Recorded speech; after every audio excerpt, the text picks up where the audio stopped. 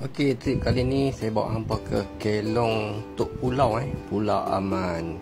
Okey, dekat sini kalau hampa nak beli umpan, depa ada sediakan dekat JT ni sekok 6 kupang. Dekat ni ada nombor telefon dia ni.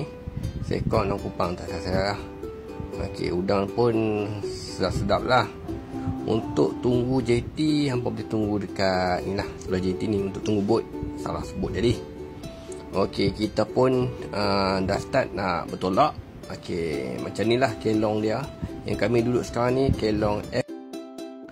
Untuk harga kelong ni RM30 untuk 12 jam dan RM60 untuk sehari lah.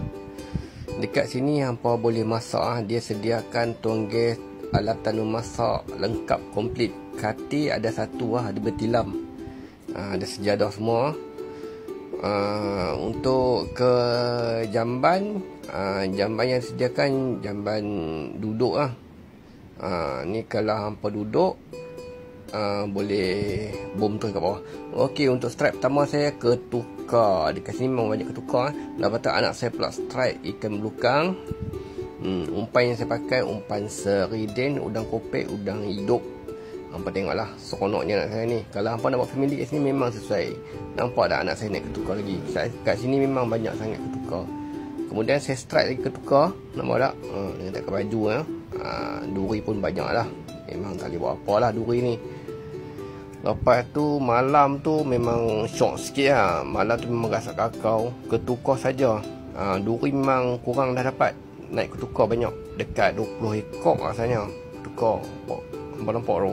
Ketukar lagi. Saya pakai skydin ni, nampak. Strike lagi ketukar, memang seronok lah. Bawa family memang best lah kat Kelong ni.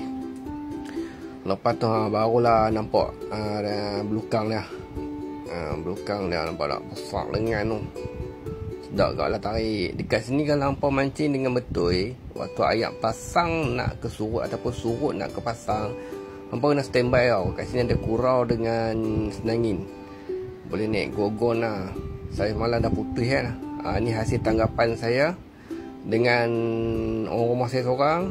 Seorang lah orang rumah saya. Orang rumah saya dengan anak saya. Kami bertiga lah. Gasak dekat 70 ekor ikan. Mantap. Kalau hampa nak pergi ni boleh rujuk-rujuk